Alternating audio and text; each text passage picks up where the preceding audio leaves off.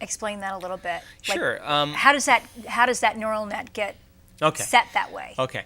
So I'll address that in 1 second. Okay, good. But let's just finish the idea. So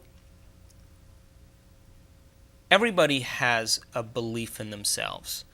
And if we get clear on our purpose, and it may take sitting down, shutting off the television, turning off the cell phone, not going to a social engagement, spending a few moments with yourself and asking what you want. Where do you want to be in a year from now? What drives you? What inspires you? What lifts you out of your current state of apathy or current state of pain or emotional addiction? Mm-hmm. Now, purpose is ongoing.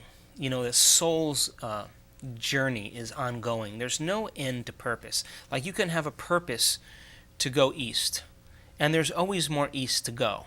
And when we get clear on our purpose, that's when we get clear on a vision that's bigger than us. And the highest form of motivation, by the way, is called duty motivation or purpose motivation. Incidentally, the lowest form of motivation is called money motivation. It goes purpose motivation or duty motivation. Then it goes personal conviction motivation, which means I'm going to do this because I said I'm going to do it. Mm-hmm. Then there's what's called ethics motivation. I'm going to do this because it's the right thing to do.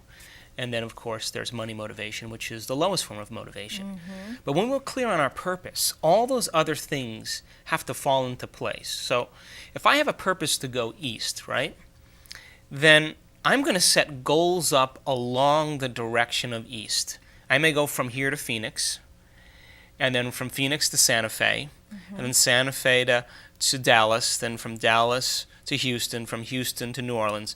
I'm going to set up goals along my line of heading in that direction. And so if people don't get clear on their vision or their purpose, and that purpose usually, believe it or not, involves something intangible, what I call a virtue. It doesn't involve making $1 million. That's a goal. It doesn't involve having a new house. That's a goal. It doesn't involve having a new relationship. That's a goal. It doesn't have to do with anything that is material. Those are the stepping points along the way that keep us on our purpose. The purpose may be to contribute a message to the world. Mm-hmm. The purpose may be to live in joy. The purpose may be to have unlimited freedom to do whatever that you want, whenever you want, with whoever you want, wherever you want, as many times as you want. So this is intangible, what you're talking about right now. This is a human virtue, and this is what the soul is after. The soul isn't after the $1 million. The soul is after freedom, and freedom is expressed through having enough wealth to do whatever you want.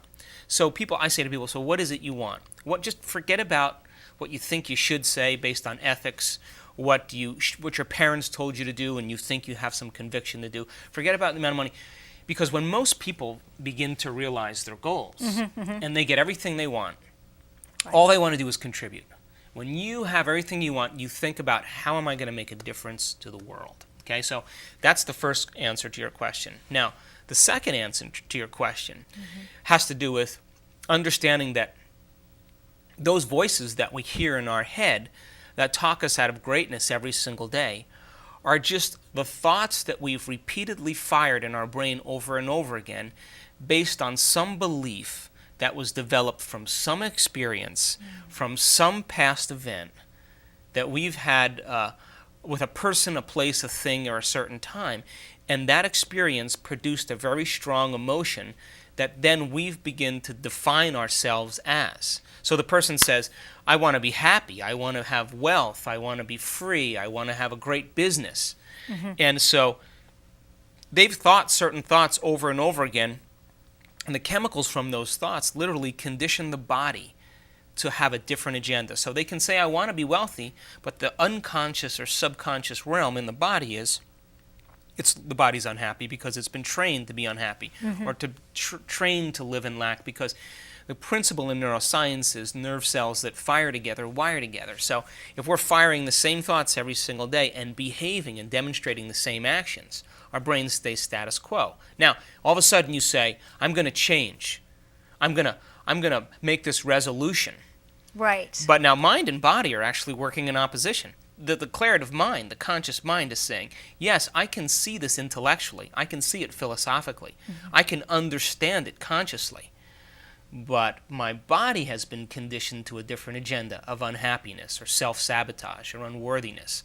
And so we have to understand that we have to get mind and body beginning to work together. And that's the basis of my work, to teach people how to put a new mind in the body. And when mind and body are working together, now the heart is open.